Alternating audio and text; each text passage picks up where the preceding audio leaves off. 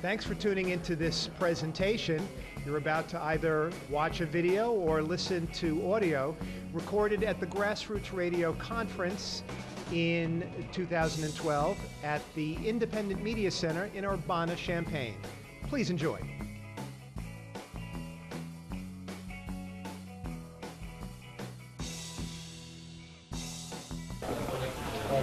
Okay, so I guess that we can start with introductions. So my name is Ana Martina. I'm part of Prometheus Radio Project. I'm the technical trainer person. I'm not an engineer. I learned mostly by myself with other friends doing in Mexico pirate radio. So, and in Central America also doing radio, community radio. So that's my background, and I study a little bit with Steven Donifer and with other really great, amazing, smart people, Petri too, soldering, transmitters, and I've been learning how to build antennas, but that's kind of my background, and I'm a trainer person also. I'm Pete Trinish, and I was one of the founders of Prometheus, and I just left about a year and a half ago, and now I'm just an independent radio engineer, and work with stations that are trying to build up, mostly when they're like trying to make a big improvement or when they're trying to get started. I'm Norm Stockwell. I work with WORT Community Radio in Madison, Wisconsin, which is a 37-year-old community radio station, and I have had the pleasure and the opportunity of working with these guys on a couple of different barn raising projects over the years, and have also worked with various community radio stations in other parts of the world over the years as well. I guess that we can go around in the circle, although I know that you guys have been in the LPFM clinic, but... I'm Jennifer Waits. I write for Radio Survivor and Spinning in Me, and I DJ at Power Station. So I'm just kind of learning. I'm not planning to apply. I'm Sharon Scott. I'm with the Global Society. We're looking for an LPFM, and I'm also working with a group in Nashville. Wayne Crossland from St. Louis, 501c3 organization that helps immigrants and refugees. My name is Andy Reed, and I'm also from St. Louis, and I'm here on an information gathering thing for MORE, the Missouri Organization for More here in Top. Sue Skirman, Albuquerque, New Mexico, quote-unquote media center. Probably going to be applying for LPFM with the Digital Justice Coalition. Josué Vicente with the Ohio Electronic Coalition in Columbus, Ohio, applying for hopefully for the Brenda Moses from the National Defense Media Coalition in Southern California. I'm representing the 602 from Phoenix, Arizona, Coalition Phoenix, and my name is Francis. I'm Callan Curran from Granite City, Illinois, just outside St. Louis, and I'm with the 6 Mile Regional District, looking into the possibility of getting LPFM in Ohio. Kimberly Color Change.org, and we are one of the coalition partners that's trying to help community organizations start their own radio station, but I need someone to come up and let people provide that. Eric Howland from WIPE in Madison. Al Davis, I'm an engineer, mostly working on some of the more challenging problems in the area.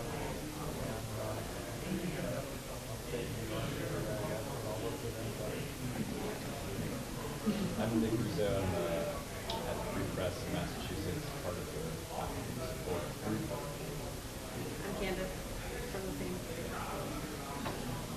Dave Goodman, I'm a radio producer and a journalist based in Boston. I'm Paul Price, a journalist from New York. Primary communication project, the radio station. Also was in digital. Student Nick Clark, Radio Free Rochester in Rochester, New York, and I'm a producer and information collector. Okay. Well, thanks everybody for being here. I'll just ask that everybody try to be as loud in this circle as they are coming all the way into here, right? So just, you know, keep your mind on that so everyone can hear you. Okay, so I'm just gonna go really quick over the agenda, and I'm gonna explain a little bit what we're gonna be doing today. So we already have introductions, reviewing agenda. Then we're gonna go over transmitter equipment that you need for your station, the studio equipment, the options that you have to send your audio if your studio is in different location than your transmitter site. And we will talk about towers, antennas, and coverage. And then if you guys have questions and answers. And there's a lot of people that help building radio stations here. So I think this is a really good opportunity for folks. So I'm gonna pass around also some of these documents that we have at Prometheus. There's just some information about equipment. This document was updated in 2011 in April, so probably some of the prices have changed, but I'm gonna pass around. Okay. So, did anybody, did you guys can see it there? Fine?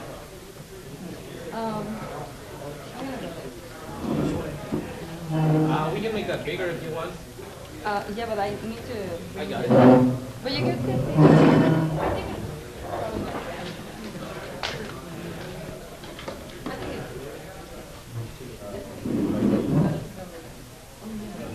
Oh, you're right. On this one. Oh, this is available? I get all the window light. Okay. I mean, you guys can... We'll make it work. Yeah.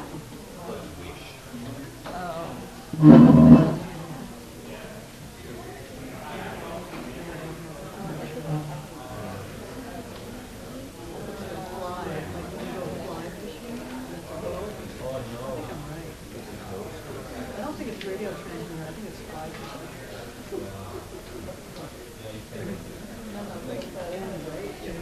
Creep it up a little bit. Yeah.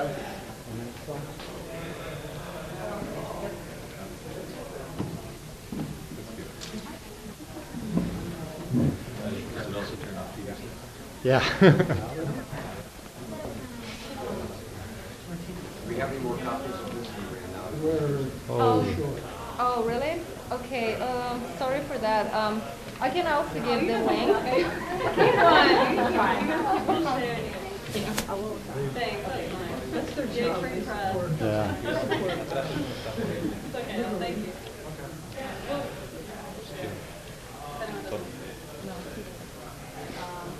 Okay, so we're starting again. Sorry for that. So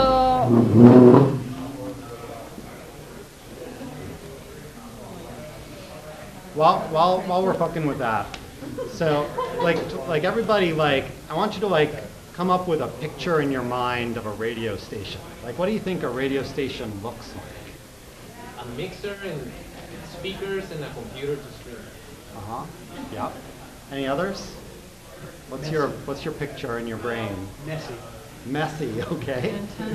An antenna, yeah. Do you think like a little antenna, humongous one, like up on a mountaintop with icicles hanging off of it, right? Yeah. Anything else? Kind of not the sort of thing that your average people make, right? But then there's this other image, right, of him Do the Right Thing with that guy just in the storefront with the turntables and whatever, So they're both true. You could actually build a radio station that's really big and powerful and giant, but you can also build a radio station that's actually really small, just with stuff that you have around. And so, there's reasons to do both, and we're kind of go in both directions for whatever's appropriate for you guys. So I was actually just stalling. You can go ahead. It's perfect. Yeah, like I was saying, I have more experience in working with small communities, and like Peter was saying, if you want to start a radio station, you're just probably just gonna need a computer, your audio source, transmitter, antenna. But for these LPFMs, we actually need to get equipment that are certified by FCC. So these are people that you can ask for those equipment, since they have experience building LPFM, they can have more information about that. And I just wanted people to think, we are talking about radio, but then we talked a little bit earlier about the content that we need to produce for that. So then what we're going to be describing today is how that audio is actually getting into the radio station, and then how is that all going out. Because that's actually how the studio and the transmitter equipment work. It's just, you just have to think in that, like, how it's getting in and how it's getting out. So this diagram right here, this is really cool. So right here, you have your audio source. So this is a microphone. I'm sorry, you can really see it very well. So you can just think in this, how all these are your audio sources you're getting into the mixer. And then here you have your headphones, so you're going to be monitoring what you're listening. And then you have here a computer also that's part of the audio that's getting into the mixer. And then you have audio processors. And then right here, you have all the part where your audio is actually getting out of your studio. So here you have an audio a system that's sending the audio to the transmitter side. So if you have your transmitter side at the same place where you have your studio, you don't have to think in this. But if you do, then you have to have a system that's going to be sending the audio to the transmitter side. So here you just have the transmitter and finally the antenna and a little radio that is the listener. So it's really easy just to think in that way, how it gets in and how you get that audio out.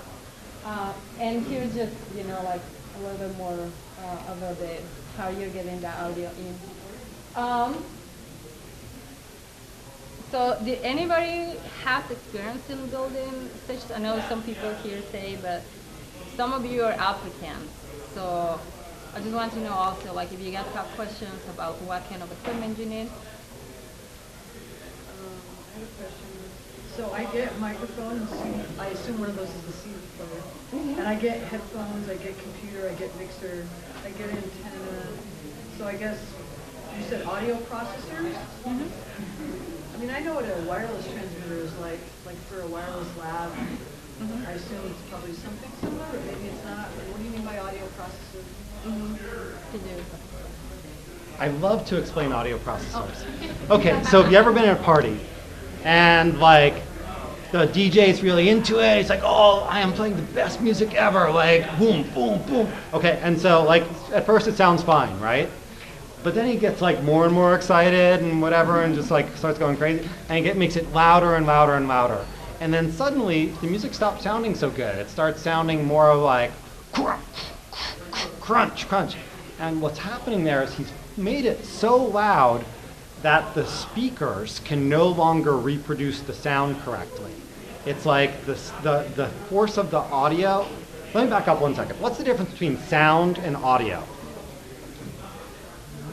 No ringers. No ringers. Go ahead. Well, I think audio describes the signal, the physics of the signal. And sound could be the volume that you hear.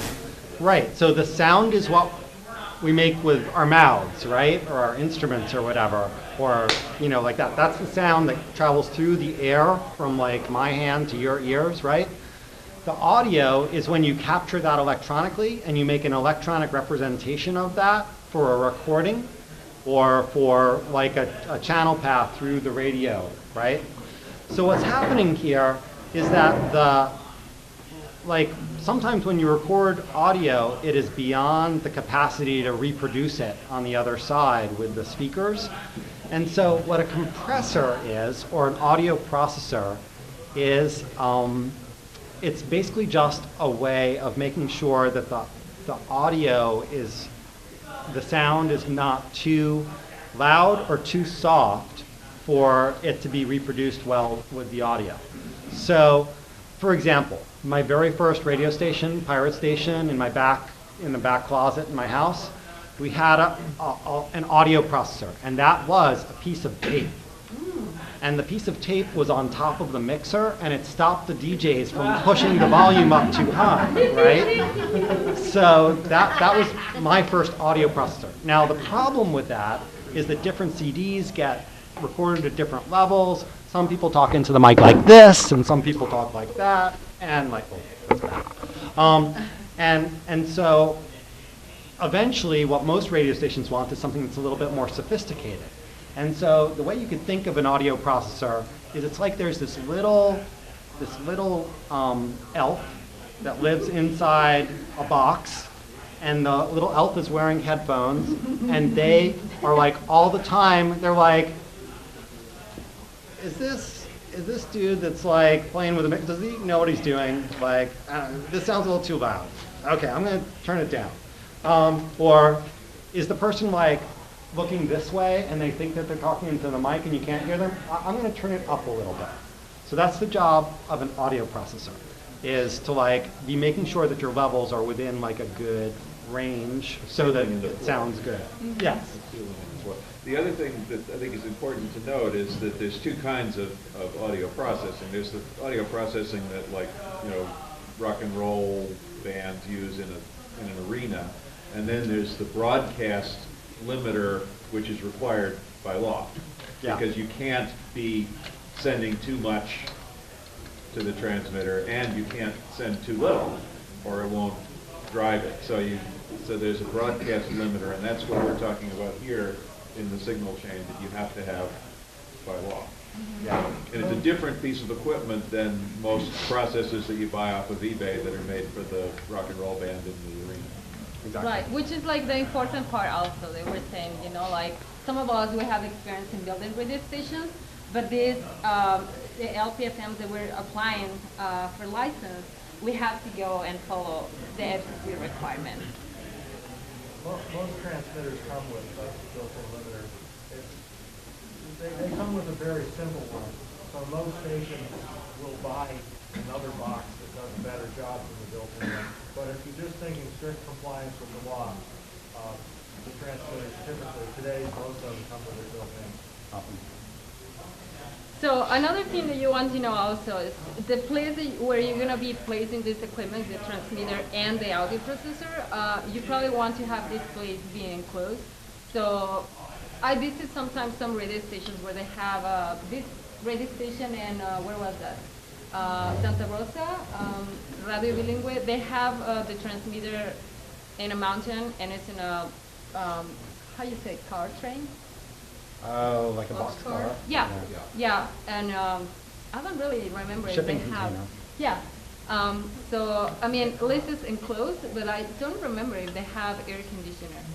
So the places can get really hot, and that can be eventually, you know, problematic for your transmitter because those pieces of equipment get really hot because they're broadcasting hundreds of watts. So you want to have also a place that's enclosed and that has ventilation. 100 watts, it's like nothing. You could just put it like in your attic or something like that, you know. But if it's bigger, you know, then like the transmitters are typically about 50% efficient, maybe 65% efficient. And so if they're making 100 watts of radio, then they're also probably making 100 watts of heat. And they've got to get that out somehow, otherwise they'll just like kind of cook themselves. So let's go back a little bit to the audio chain, as you were saying, and start with the part where you're getting your audio in. So let's start with the studio equipment. So we talked a little bit already of what do you need. So you need computers. Sometimes you want to have a computer that somebody is, you know, playing around with internet. I've seen a lot of radio stations that now they're using internet, and probably you have another computer that's doing streaming. So probably you want to have two computers, and again, like the budget that you need for this, it's up to the community, you know, depending on the money that you raise. But it's always good to have two options. And always, if one computer is not working, then you have a second option. You can have all kinds of also audio sources. So you can have turntables, you can have CD players, you can have a tape player. it's up to you. And important to have monitor speakers where you can be listening where you're sending also. And headphones also for the people that is using the microphones can also hear what they're saying. And let me join. This is a great list, by the way, of equipment, and it really goes through stuff in detail. One of the things about gathering equipment for a radio station is there's some stuff that like works fine in your house, but doesn't really work in a radio station. And there's some stuff that works fine for that rock band in the arena that doesn't work so well in a radio station. So a broadcast board, a mixing board for broadcast, is going to be laid out slightly differently than a soundboard for a rock band. Usually the soundboard for the rock band, they've got a whole lot of like stuff that you're playing with, the EQ and things. You don't want all that on a broadcast board. You want the simplest thing possible. Al's got a couple models over there that he's designed that you can see what a broadcast board looks like, but basically it's on, off, up, down, and you don't mess with all the rest of that stuff. And it's nice if your broadcast board also has things that control lights, like your on-air light, which we'll maybe talk about in a little bit. That's usually the last thing that gets remembered in any radio station build. And remote starts for the equipment. A lot of, again, things like CD players, you have the consumer level one that you have in your house, which you push a button and it plays the CD.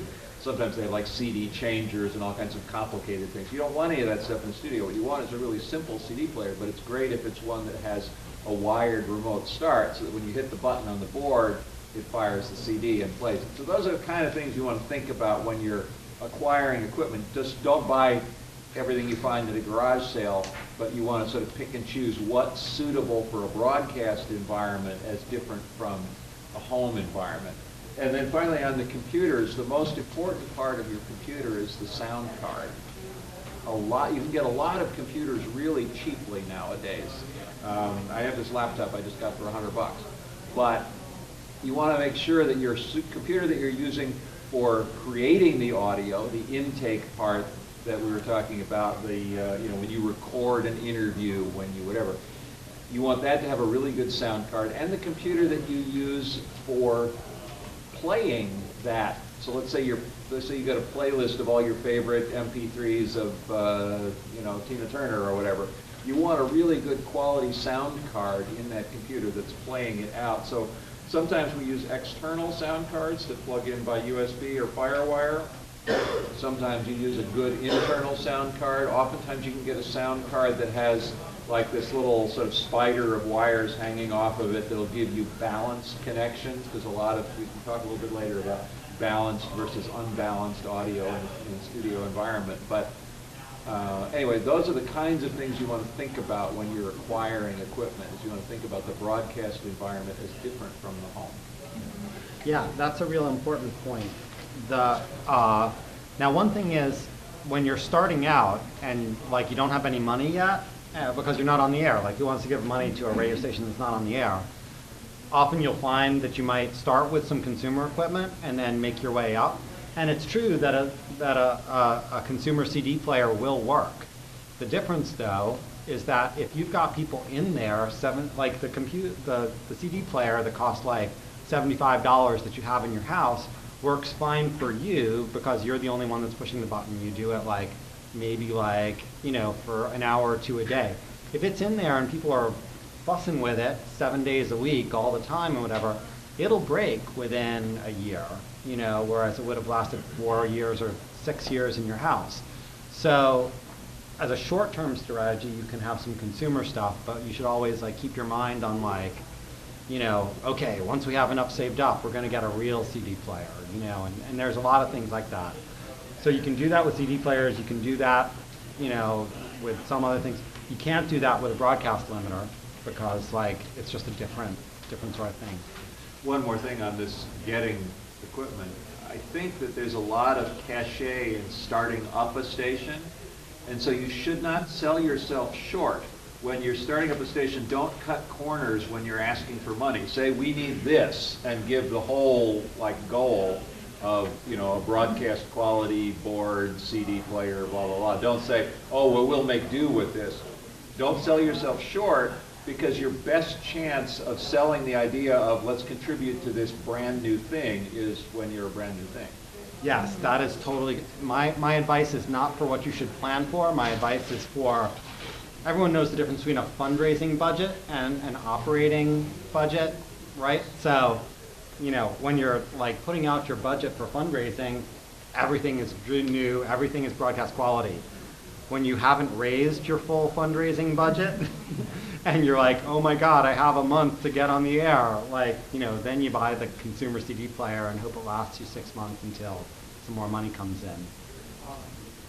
Another embellishment on that is that choose carefully what you can go cheap on. There are certain things that are easy to swap later, and certain things that are not so easy to swap later. And there are things that, well, all right, one example, all right, a CD player is easy to swap later. Your board is something that if you want to swap it later, you're going to completely rewire the studio. The transmitting system with the antenna is going to be difficult to change later. If you get the wrong software for your automation, it's going to drive everybody nuts if you try to change it later, even if the new one is 10 times better than the old one. Turntables, you want to go with a direct drive from day one. A belt drive is just going to die within 2 weeks. But on the other hand, the cartridge in the turntable, you don't want an audiophile cartridge. The audiophile cartridge is going to sound real great until somebody breaks it. You're better off with a cheapie than an audiophile cartridge. The best ones are the ones that are made for DJs. But you certainly don't want an audiophile cartridge. You'll break it. Also, another thing that I was gonna say after this session. After this session, there's gonna be Douglas. I don't know where he's gonna be presenting Airtime, which is a software. How you say again? Automation. So that's a really good piece of software that probably you guys are interested in checking out. Okay, and another thing that you want to think also when you're building your studio is probably soundproofing. Okay. Can I add something there? I visited the station that was soundproof, but they forgot to soundproof the door. That's very common. I was it's helping. Also the air conditioning. The air conditioning guy.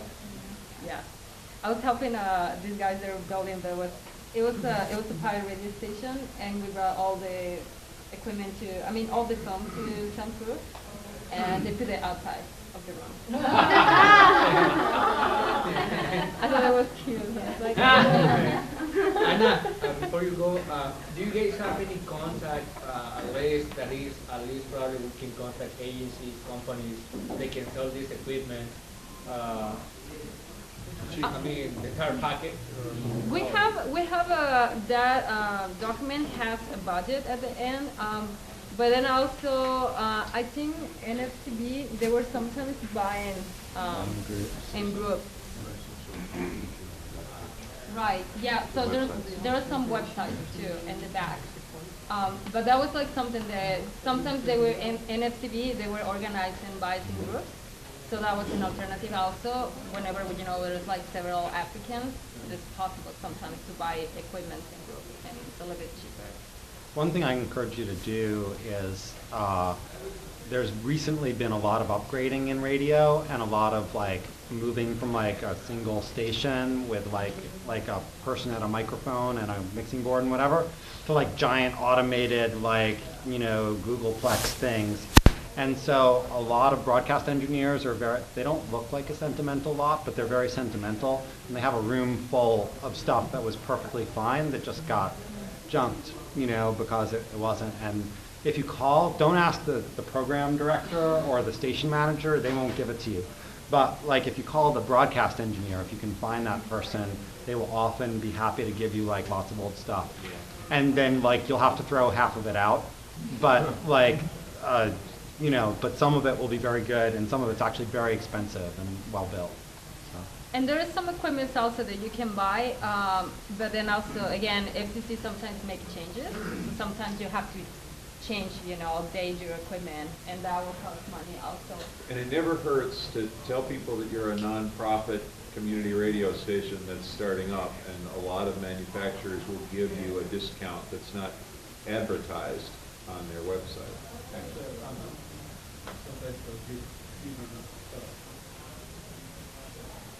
Especially if you're going to Honduras or something.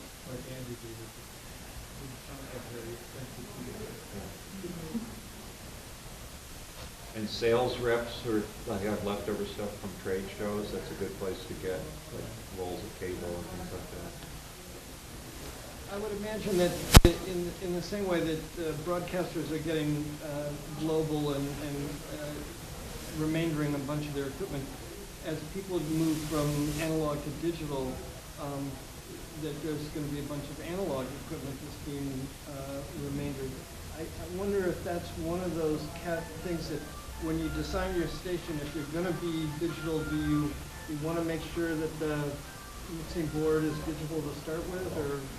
A good digital mixing board, they start at about 20K. Now,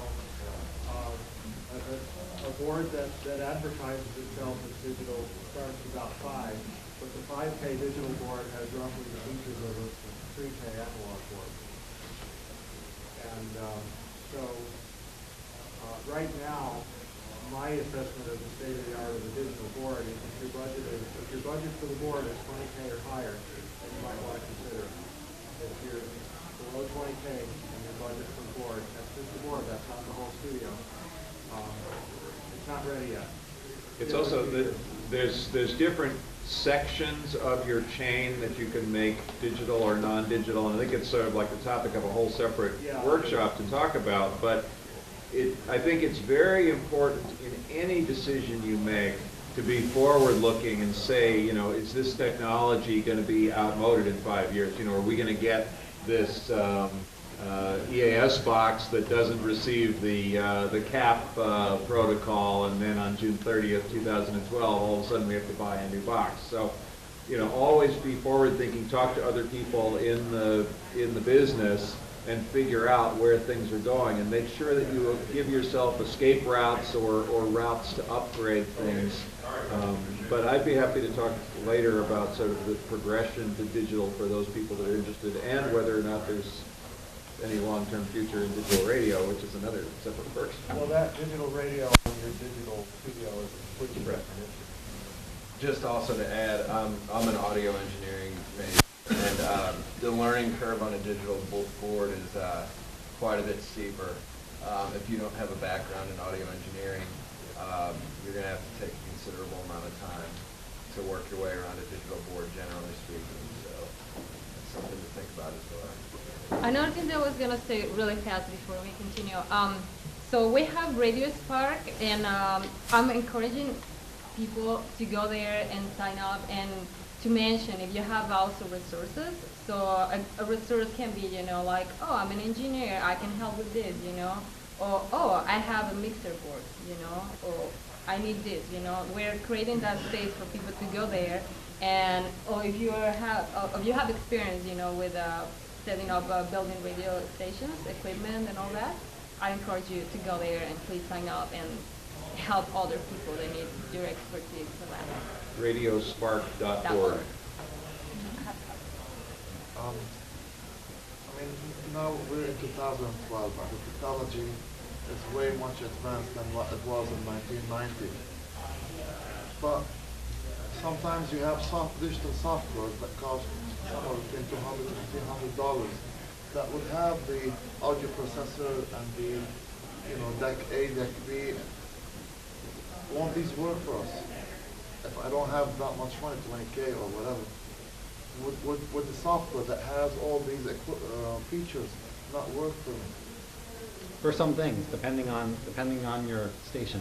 I don't know of software that actually includes the preemphasis and stuff. Yeah, that's what I was going to say. I'm not sure if there's anything that would substitute for a broadcast limiter, compressor limiter. There is software limiters and processors that you can get as plugins if you're, like running, your sound through, like, even Audition. Yeah, but that's hardware or software. Software, but I mean, I don't know what the specifications are for the LCC and. Yeah, no, but it's different. It's like, it's a very small like one thing with broadcast is that in the world, right? Maybe like I don't know, 1,000, 1,500 new radio stations get built every year. In the world, like 1 million people build like studios for like recording music or whatever. And so there's a huge market for mixers and for software that like is good for like recording and stuff. But that's kind of different. It's different from broadcast because there are just like some peculiarities of like the way you have to process signals as they go out to that. So in terms of like, yes, could you build a radio station?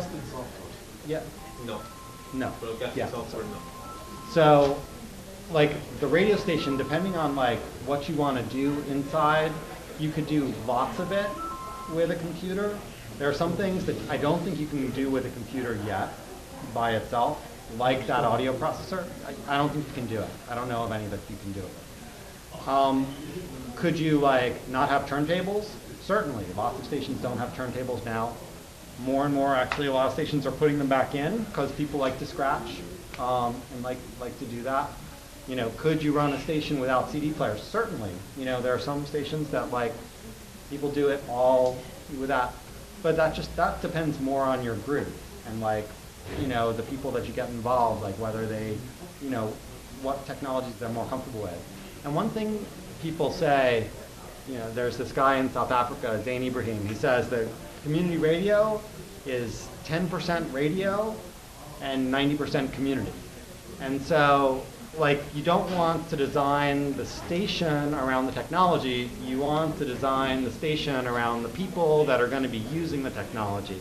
And so if you have mostly, like, an older crowd that, like, want to play, you know, the Neil Sedaka record that they got in 1972, you know, you want turntables, you know? Or if you like have a bunch of hip hop DJs, you want turntables, you know? If your crew is like all under 14 and all they want to do is like do everything on the computer, don't put any turntables in there, you know? So that's what it comes down to. Also, one last thing is if you're doing an internet-only radio station, you have a lot more latitude and you're not trying to feed it into a broadcast transmitter. So you definitely can process everything with the built-in software plugins on an internet-only station. And if you're doing internet and broadcast, you probably want to be processing those signals differently anyway. That is, your web stream that you're sending out, you're probably going to do something different with the signal processing on that. You're not going to grab it off of your broadcast limiter and feed that into a web stream. You're going to do some additional processing because you can get better quality.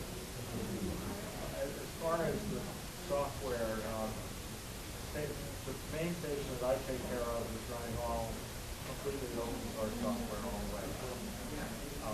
As far as the limiter goes, there is a limiter at the transmitter, but it's a box that is a limit processor. We have a box that does processing. Now, as far as analog and digital, studios are analog. It changes to digital when it leaves the studio, and goes digital the rest of the way. You got a guy all the way in the back. I was going to ask, we're planning to start off with internet broadcasting right now until we can, of course, land a low power. But the problem we're having is that we have the podcast, and we want to get more to live programming or live shows through the internet. Is there any software out there or audio processor that allows you to do a live link and go straight to the internet? Yes. Oh, yeah. Yeah. That's Yeah. next session, right? Yeah, we have airtime is gonna be after this session, and that's again Automation. automation. I'm always trying to say automation. That's different in Spanish. So that's software. So it's gonna allow you to create playlists, and it's to program, you know, your content. But then also it allows you also to stream. And I think that you can do it also on live, but I think they're using a plugin that is mixed. Yeah, so and live assist, basically, that's what it's called. So yes, there are ways you can do a live radio station streaming over the web. There's ways you can do pre-recorded stuff on automation. There's ways you can combine those in the same station and do some stuff live and some stuff on automation. In fact, that's probably how most low-power stations got started, was exactly that way, combining live DJs a few hours a day and automation overnight or something like that.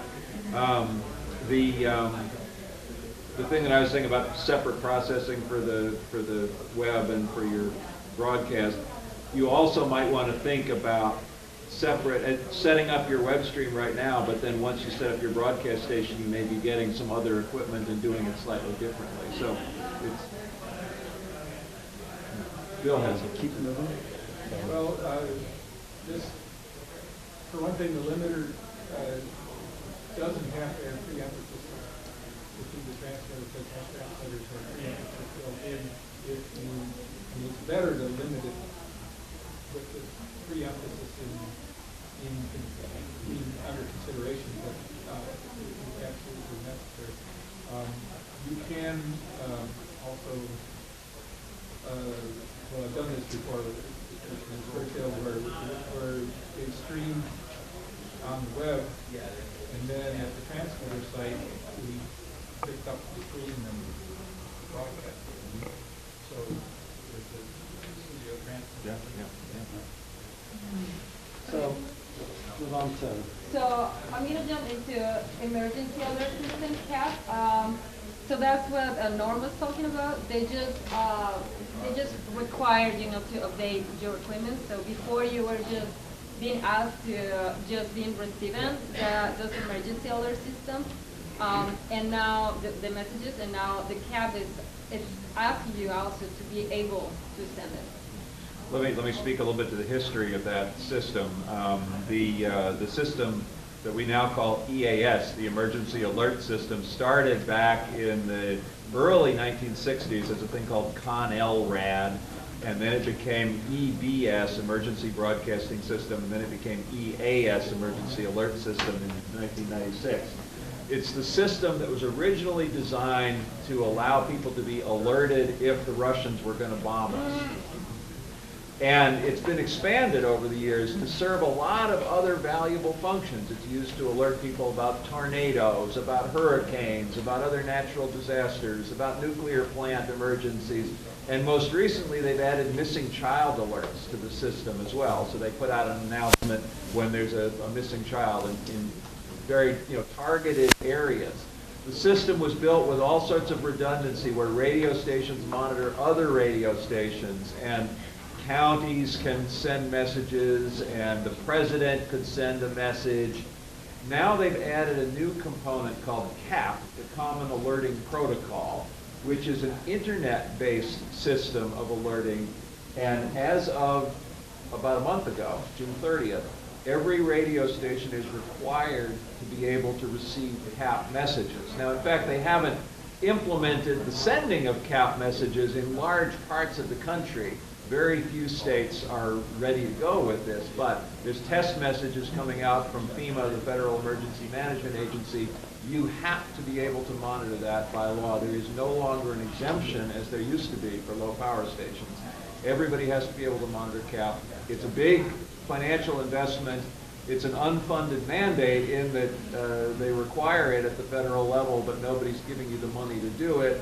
Some states have been able to negotiate to get emergency management funds to pay for their EAS and CAP equipment. It's definitely worth asking your county emergency management agency in whatever county you're in. But it's one or two boxes, one box that decodes the EAS audio signal, which it receives over a radio transmission, the other box that decodes the CAP, Common Alerting Protocol, internet message, and that second box can generate an EAS audio message if there was actually an alert that was coming in that way. So you have to have this stuff. It's required. It means you have to have an internet connection at the location where the box is. So there's a bunch of pieces of this. It's probably one of the most expensive things outside of the mixing console and maybe the transmitter that you're going to put into your station. And there's only a few manufacturers that make them, so there's not much competition in prices. And let's just be clear on what it does exactly. So here you are, you're sitting there, you're like DJing, you're playing your Iron Maiden CD or whatever it is you're doing, and then all of a sudden, without you even knowing what the hell happened, there's a beep, beep, beep, beep comes, and the government takes over your radio station. And and that message, it takes over every radio station in the country at the same time, or everyone in your state or your county or whatever. And they're all listening to each other, so whenever your station hears the tones from the other ones, it goes, it cuts off you and your Iron Maiden, and it puts on the voice of the president, or the tornado warning, or the child abduction notice, or whatever. So you need a little switch that goes right before your transmitter that says, ignore the guy in the studio and listen to the alert, right? So and there's 3 kinds of tests. This is maybe more technical than you want, but this is probably one of the strictest requirements of a license. This in your public file. There's 3 kinds of tests. You have to monitor the required weekly test. You have to show that you can receive a test each week. You have to transmit a test once each week. And you have to be able to respond to a test once each month, the required monthly test. So there's 3 kinds of tests, and you have to be able to do all 3, and you have to log them, and you have to keep those records for a long time, and keep them carefully, because that is one of the areas in which people are most likely to get fined, because it's low-hanging fruit. If the FCC inspector comes in, the first thing they'll want to look at is your public file and your EAS logs, because that's easy violations, easy fines that they can levy to get money from your station. Yeah, so part of the work that we're doing at Prometheus is also, we're not just helping applicants that want to start new stations, but we also supporting stations that are already on the air. So we're putting information also about this, and we're sending also notifications to the stations saying oh, you have to update your equipment, otherwise, you can get off the air. So that's all that happens. I have a question about what you were saying about CAP. Does it automatically break in all cases, or can you have it set up where it's under control of the DJ? You can have it set up where it's under control of the DJ as long as you can rebroadcast that message within a certain limited amount of time. And so actually we have in our station it set up so that it's a manual forward. The monthly message comes. Within 15 minutes, the DJ goes and pushes the button and retransmits the monthly message. Now, if in fact it were the Russians bombing us and we lived on the East Coast, that 15 minutes would be useless probably. There you go. This may be a dumb question, but I never hear it on radio, but I hear it on my cable, and it's usually at 2 a.m. in the morning or something. If you're not on the air when this is done, you're free of that problem, or what? Yeah, if you're not on the air. My take on it is you have to receive the test, which you can receive even if you're not on the air. You have to show that you received it. Yeah, and obviously you have to send a test when you're on the air. Even if it's 6 hours later? No, you have to originate tests. And obviously you have to originate when you're on the air. I mean, the rules were written a long time ago, and so it's a little confusing. I can't think of any stations that I know anymore that don't automate and stay on the air 24 hours a day, 7 days a week. Yeah. I mean, well, there's AM stations that go dark at night. Right? Yeah, and the answer, some of these low power might not be on. But the answer to the question is you have to receive the weekly test once each week. Now, the weekly test might be sent more than once a week. So the stations that you're hearing broadcasting a test at 2 in the morning, that's one that they're generating. The test that they're receiving, you may never hear, but they're receiving it and logging it. You have to monitor at least 2 primary stations in your district, and those are specified by your state or county EAS plan, and those are the ones that you have to receive tests from at least once a week, and the monthly test at least once a month. When I hear at 2 a.m., it's just a test there. That the station is sending, and of course it's in their interest to send it at 2 a.m. The monthly test in most markets is probably on like the first Wednesday of the month at either 9 a.m. or midnight. When those alarms go off. Bingo.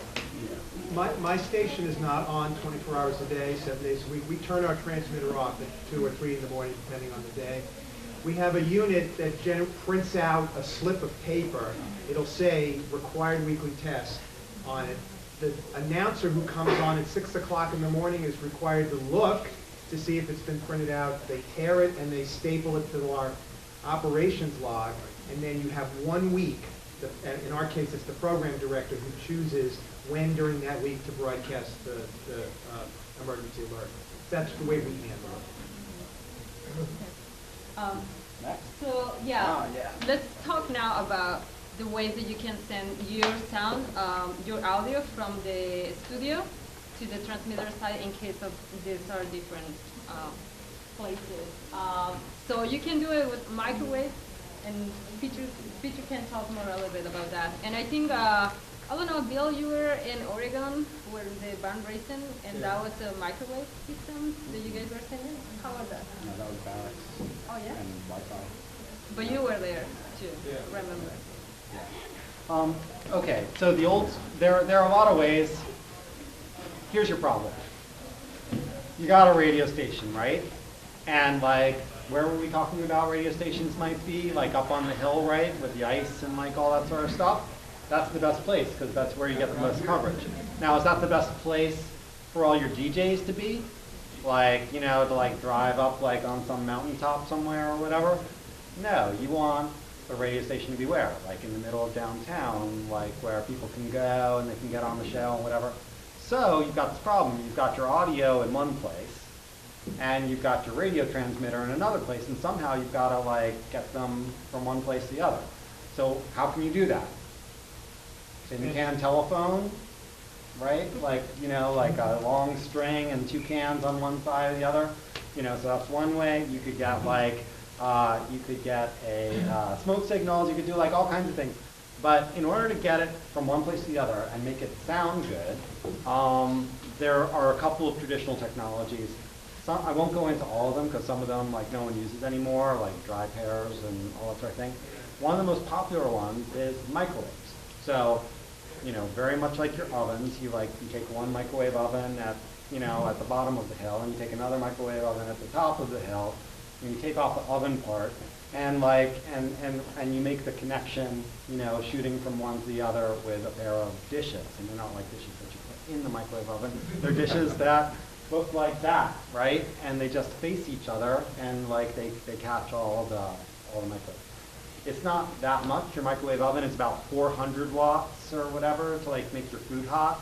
Your microwave dishes might be as much as like 10 watts or so to send the signal from one place to the other. Does this require an FCC license? This requires an FCC license to get a microwave oven. Now, as a broadcaster, you are kind of sort of automatically entitled to use one of these microwave frequencies that's between 950 and 960, 940, 950, I don't know, somewhere around there. Megahertz, right? So, but a lot of places they've run out of those channels, and it's very difficult to get one because all the other stations that came before you already used them all up, and so sometimes you can get them, sometimes you can't. A microwave is probably the most reliable way to get the signal from point A to point B and highest quality and everything. Some of them also offer the opportunity to be able to control your transmitter remotely with like little codes and things that you can send over it as well. Typically, a microwave setup, what you need line of sight. So if you have the one dish down in the valley and then you have the other dish up at the top, if you have like a big volcano in the middle or something, then your microwave's not going to work.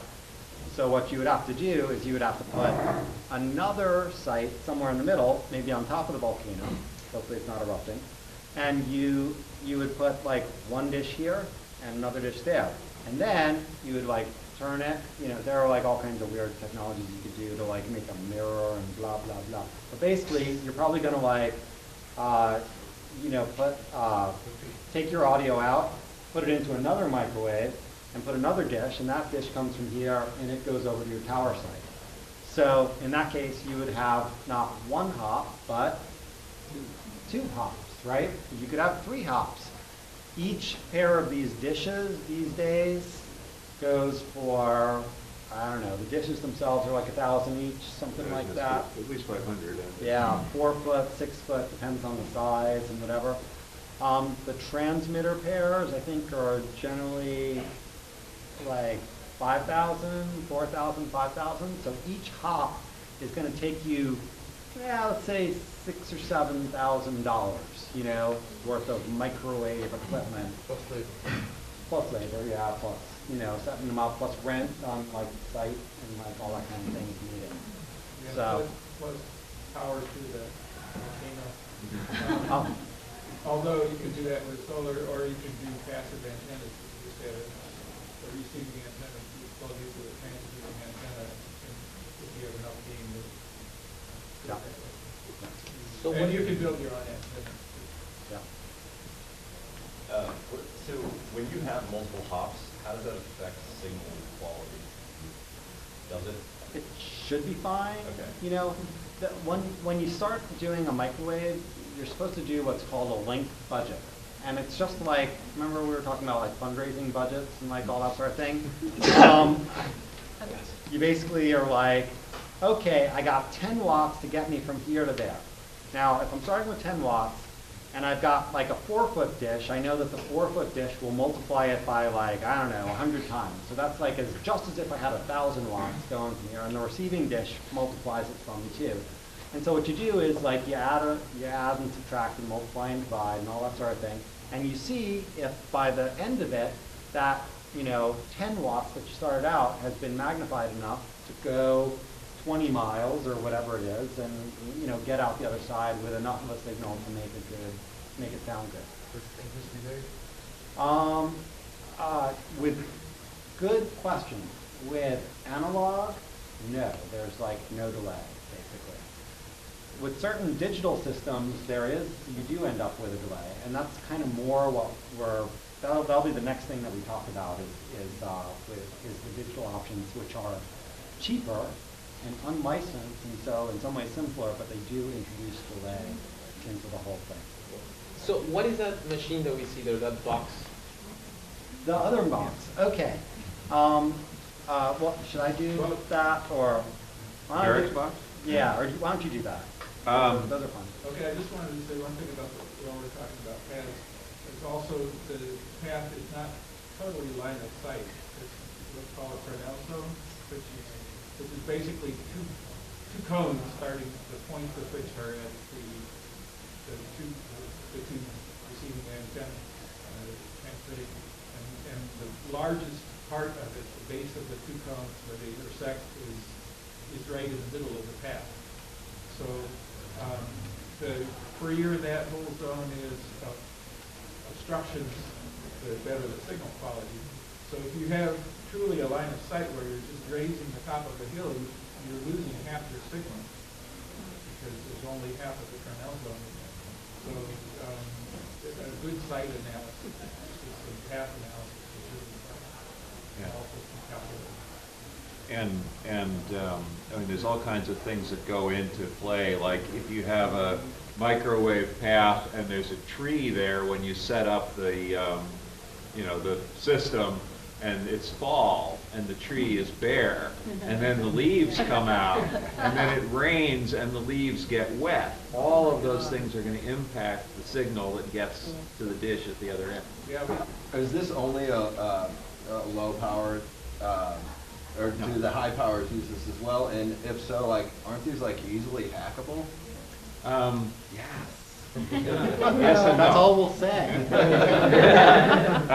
STLs traditionally, when they were done with analog microwave frequencies, you could pick them up on a scanner radio, and I often did.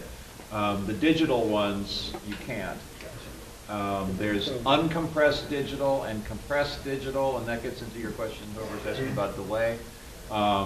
The uncompressed digital microwave will be without any delay. The compressed digital will have some delay built into it. The licensing issues with microwave are huge because most of us live in congested areas where most of the commercial radio and TV are using licensed microwave links for their STLs. In the old days, did you talk about when I was a vet, did you talk about the phone links? Yeah, people used to use copper phone lines, and it was actually a great way to deliver audio. And then they what do you call it? They broke up Is that Ma the same Bell as and ISDN? no. That's different. Before ISDN existed, there was just simple copper phone lines. You had equalized lines. It was a nice, clear, dedicated link to your transmitter site, and then they broke up AT&T, or whatever it was called in those days, and all of Ma Bell. And all of a sudden, everything hops through several different switches, and it became a nightmare, and people started switching over to microwave. Yes. You can put up your own wire. True. Does that mean that you on the digital option you can broadcast to digitally to an IP address and then convert it to? No, we'll get to that next. That's this next piece. I don't work for Prometheus anymore, so I can say this actually. But like there was a big case, like I don't know, like 5-7 years ago. I can't remember when it was. I think it was in Long Island. Someone clever figured out what kind of equipment was being used by a radio station, and they just got closer in the path, and they got some of the same equipment, and they like just totally took over their radio station for like a half an hour or something like that, where they're just like because they were halfway, their signal was stronger when it got to the second dish, and just totally displaced Was it. it any of the original? They just blocked the original signal entirely? They just went right over it, and it was stronger because it was closer. You know? Well, last year in Honduras, the major resistance TV station in Tegucigalpa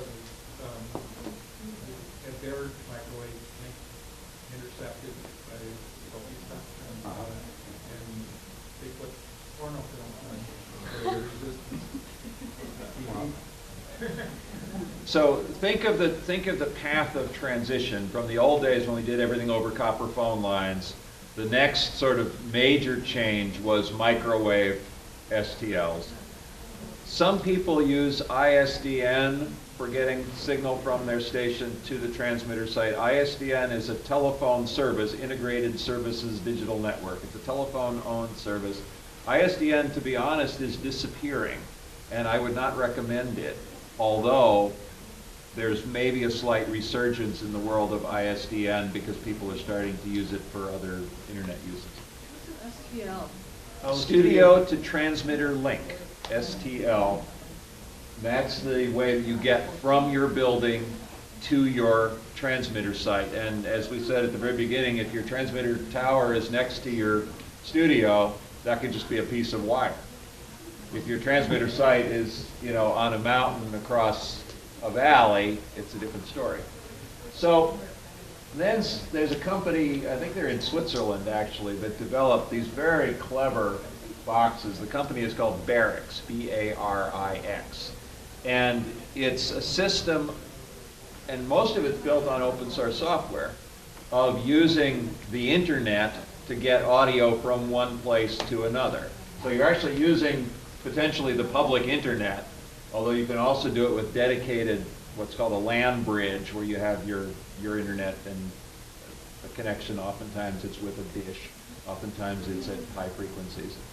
And the Barix box listens to the audio. So it's like you're streaming your radio station, but the difference is that they've built in some software so that it's better quality than just listening to a stream on your laptop.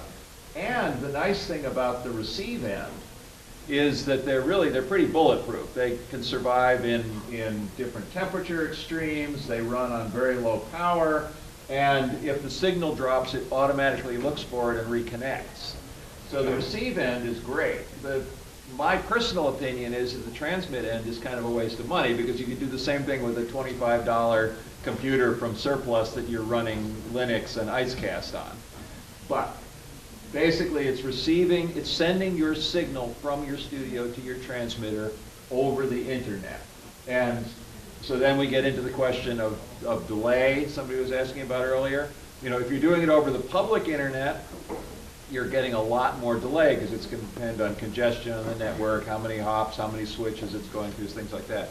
If you set up what's called a LAN bridge where you have, for instance, they've just come out with there's a company called Ubiquity, U-B-I-Q-U-I-T-Y,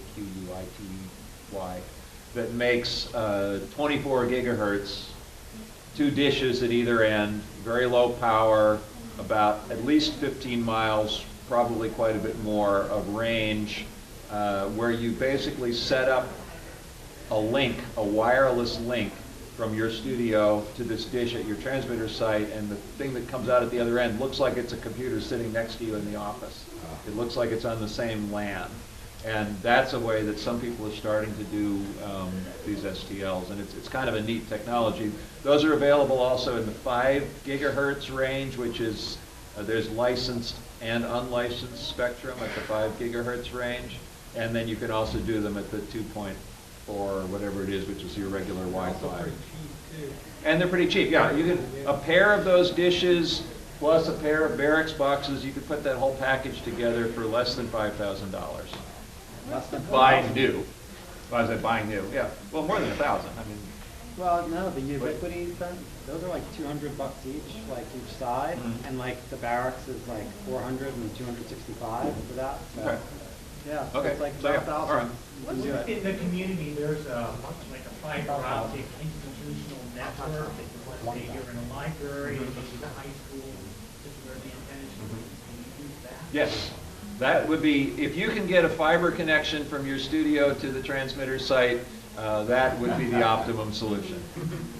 Because you can push more through that than any of these other, the issue of bandwidth, how much signal can you push through, you know, the more bandwidth you have, the better quality audio you can send, because the sampling rate, how many times you sample that audio when it's turned into a digital signal makes a difference in the quality of that audio, the fine bits of information. You know, analog audio is a wave, digital audio is ones and zeros, a series of pillars or cliffs. And so the more times you sample, the higher the sample rate, the better the quality of the audio. So we're getting down to about 15 minutes left, and we still do want to reach towers and antennas and transmitters. So with your permission, we'll move on to the next. Antenna. Yes. Yeah. Again, whenever when you're choosing your transmitter site, you need certain information. You need to have the location, which is going to be coordinates, longitude and latitude, and then you need to. You're just allowed to be broadcasting with 100 watts, no more than that. So depending on the height of your antenna, you have to calculate the height above average terrain, which the FCC has a link where you can go there and calculate that. Depending on the coordinates of your location, and sometimes you want to go a little bit higher, and sometimes you're gonna have to be a little bit lower. Depending if you're on a mountain, you're probably gonna have to go a little bit lower, because otherwise you're gonna be broadcasting probably with more than 100 watts, and that's the rule. So you cannot go with more than 100 watts. And R3, the tool that we're going to be showing to you tomorrow, it has a tool that where you can calculate the head, and then you can see also like the area that you're going to be covering with your antenna. Yeah, and so for full power, we have options of omnidirectional antennas and directional antennas. So we'll still don't know if they're going to allow us to use directional antennas. That will be ideal, because in a lot of the cases, in cities, for example, the dial is super crowded, so you want to try to don't be causing interference with other existing signals. So you probably want to use the directional antenna that it's going to be avoiding to be sending the signal in the other way. Do you want to talk more about the antenna? Yeah, so with low power stations, usually you can use, most low power stations use either 1 or 2 antennas. And most low power stations use what are called circular polarized antennas. And I think we have a picture of one of those, right? They kind of look like, that's a tower. Oh, let's make a distinction. Who here feels like they have an idea of what the distinction would be between a tower and an antenna? I know you know Uh-huh. The tower goes up, the antenna's at the top. Yes, very good, very good. Although it doesn't have to be at the top. Yeah. Near the top. Yeah. So the job of the tower is to hold up the antenna, right, up high, in FM. In AM, it's all different, but we're not talking about AM, so we're not going to talk about AM. In AM, like the wavelength is much longer, the whole tower is the antenna, which is why people get confused about the terminology. In FM, because the frequency is high, it's like, 88.1, 98.5, whatever, the wavelength is short, and so the actual physical size of the wave is small. And so generally your FM antenna, the wavelength is about 3 meters or about 10 feet. And so the antennas are usually about 3 to 5 feet, depending on what style and shape and whatever. And usually with FM antennas, you have either 1 bay or 2 bays. Sometimes you see full power stations that have 12 bays of antennas or 12 parts, and they're usually all the same and they stack on top of each other. With FM, usually you have 1 bay or 2 bays. If you have just one antenna, then you have no multiplication effect. So you put in 100 watts and you get 100 watts out, more or less. And there are further complications if it's circularly polarized and all this other stuff. If you have 2 antennas, though, you basically effectively double the power of it. Not because more power is coming out, but because the 2 antennas together act like a lens that focuses the energy in the direction of the horizon. And so let me just discuss. Imagine you have a light bulb, right? The light bulb radiates out light in all directions equally. Nothing wrong with that. Light bulbs are great, right? But in some ways it's a waste, because if you're a radio station and you're radiating out in all directions, a whole bunch of your energy is going up into the air above you, and birds don't listen to radio, right? And also a whole bunch of your energy is also going down towards the ground because it's going equally in all directions. Worms also do not listen to radio.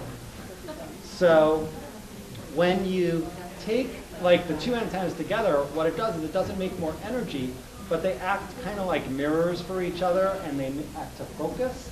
And so those 2 together, they kind of cut off the stuff that's going up to the sky and the stuff that's going down to the ground. Make it more like a donut. Yeah, they push it more out, towards the horizon, which is where all the people are, right? And so it acts as a focusing mechanism. So that's one way where you can cut down your power bill, and you can, whatever. You can be heard a little further out in the direction where the people are. So there's often a whole set of trade-offs. If you're renting space on a tower, they often rent it by the foot, and so they want more money because you're using more of their vertical real estate. On the other hand, if you're having 2 antennas on it, then you're using less power, so you pay less electricity bill. So I actually made a spreadsheet that can weigh all these things and help you decide how that's going to work out for you. But I was going to say also, we have a lot of documents also in our site. So if you go to station support, I think under studio transmitter equipment, you can also find this document that I pass around, and then you can find sound around town, and then you can find antenna. You can find a lot of documents that have information there. And another thing that I was going to say also, when you're putting your antenna, also you probably want to put ¿cómo se llama? Lighting, something to stop the lighting sometimes to get into Lightning, it has to be grounded. Yes, yes, important, because that happens sometimes. So the one other thing I'd mention about antennas, you'll probably want what's called a circularly polarized antenna.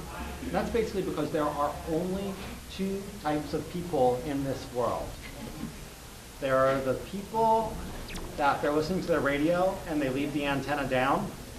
And then the other kind of people are the people that put their antenna up. on their radio, right? And like if your antenna is parallel to these guys' antenna, then like you're all good. But if their antenna is like this, and you know that doesn't talk to each other, right? So circular polarization is a way of making your antenna kind of look like a weird coat rack sort of thing. Yeah. So that half the signal goes out to the lazy people that leave their antennas down, and half the antenna goes out to the eager people that put their antennas up like that. So circular polarization is a good way of dividing your energy in such a way that like everybody can listen well. For this class, is there a maximum height that your antenna can be? No, but there's a maximum combination of radio power, right? So if you go higher than 100 feet, you've got to turn down your power. So, and I think if you get up to 350 feet, your power is all the way down to 1 watt. And that's lame. Yeah. A lot of the people that sometimes call us to ask about where to place their antennas, they ask us about that. There was a guy that called me from California, I can remember, and he was saying that he has the perfect location that was in a mountain, but then because it was too high, it was more than what he was allowed to do. He told me, like, I'm not going to apply, I'm just going to go pirate because I just want to be able to broadcast whenever there's some emergency. And so I was like, okay, I don't know. And then to build a tower, I mean, it is in the specifications and how many square footage you need to have. Because, I mean, a tower, you guys wouldn't take more than, how many, 2 or 3 feet? Well, the specifications are based on the structural strength of the tower. Some towers are freestanding towers, some towers need guy wires. We built an 84-foot tower behind our building, and they required us to put a 10 by 10 by 10 cube of concrete under it so that it couldn't fall down on any of the neighboring buildings.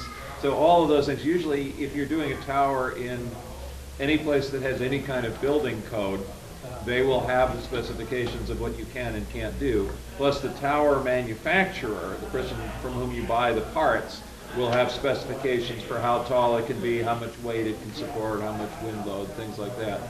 And so it's going to be different depending on, you know, what you're hanging on the tower. If it's just your antenna, or if you're sharing with some other users on the tower, the wind load changes. Can you share the tower with another station? Yeah, yeah. Almost. Well, it's like physical limit of like how many things you can fit. You like to have like about 10 feet around your transmitter that is free. Like, because you don't want them to be inside what's called your near field. Like if you're too close to your antenna, then like it'll just like become part of the antenna kind of and screw it up. There can be issues of compatibility, like we won't go too far into this, but there are different frequencies that are harmonics of each other and can be too close and they can kind of spook each other out. So you gotta like kind of look carefully, but usually it's possible to share.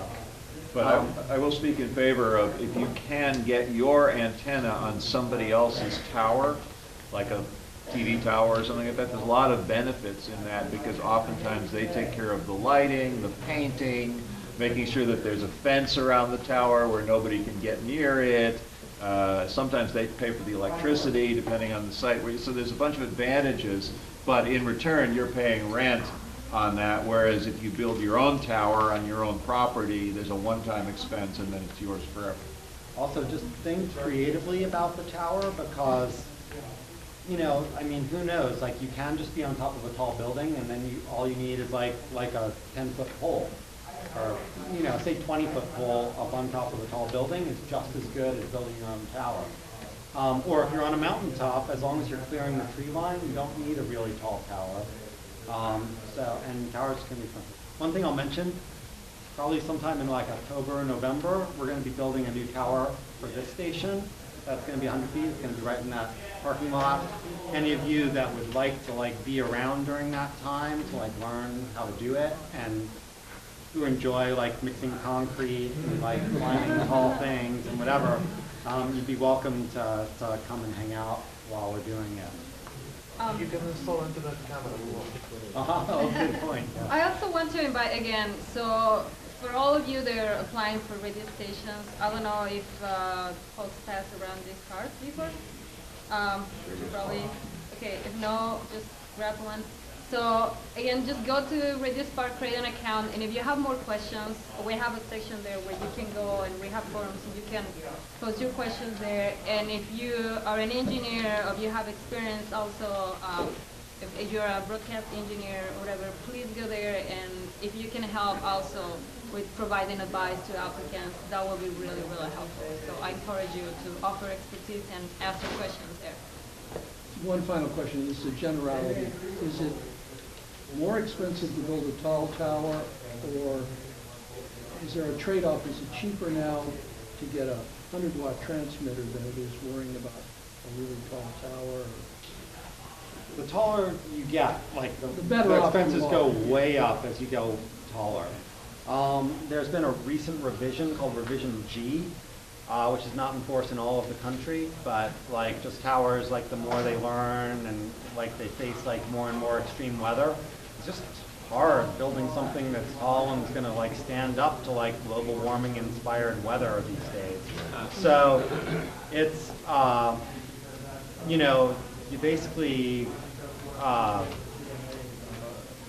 yeah, the trade-off between power and height and all that sort of thing, like 100 feet is like a pretty good level. If you go much beyond that, you're just, it's going to get very under expensive. that, like 60 or 80 feet, is it? Well, I mean, the thing is, in radio, height is and line of sight is the king. It is like the first thing, it is the most important thing. So if you don't like, sometimes people are like, oh, can't I just like give it more power? And it's not like an air conditioner where you just like get a bigger one, it'll work better. Like radio waves, they do best when they're not traveling through a lot of stuff. So if they're clearing the buildings, if they're clearing the rooftops, then you're good. And if they're not, there's almost nothing you can do. Like you got to get that height to like be able to do it. Going back to like a direct wire, possible location, would be in a basement studio, but the building's quite certain. What kind and how big and what kind of wire would you wire directly to it? I would put the transmitter as high up in the building as possible and make a short coaxial cable run, and I would take it as audio from the basement up to the 6th floor, and then like do as much as possible on the audio line and as little as possible on the radio. Yeah, the audio line, the answer to the question is it's a shielded pair, balance line. You're talking about, didn't get into balance versus unbalanced, but basically there's two wires carrying the signal, unlike a phonograph wire that just has a hot wire and a shield around it. This has a shield around it. Two wires are carrying the signal, but equally in opposite directions, so it noise cancels out. It's a good system. And you can buy that cable from audio supply in places where you get a transmitter or something like that. That's as well with the good quality audio cable you get up there. You can usually often run it up an elevator shaft. You don't have the elevator. So we have two more questions here, and again, tomorrow we're going to have the session of the engineering part. So if you have questions about that, please come tomorrow 10:15. And after this session is going to be the airtime session. And if you have the little pages I passed around to just review this session, please just give it to me at the end of the session. So two more questions here. I'm not even sure if this is an engineering question or not. It feels kind of like a dumb question, but if you're doing LPFM, can you do it in analog or digital, or does it have to be digital? You could do digital, I think, but it's like there's a lot of questions about whether it's worthwhile to do the digital radio. So you think Now, it's okay, so there's the digital Parse that out, studio. right. Yeah, there's the digital studio, which is getting more common and may be worthwhile.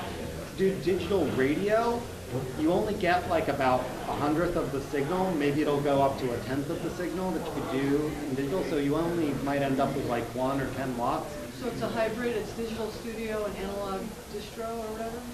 Well, analog transmission. There's digital in your studio, which you often already have a lot of that. Like a CD player, you know, is a digital device, but it turns the audio back into analog when it comes out of those connectors in the back. Then you've got digital mixing consoles, which we were talking about the complexities of a minute ago.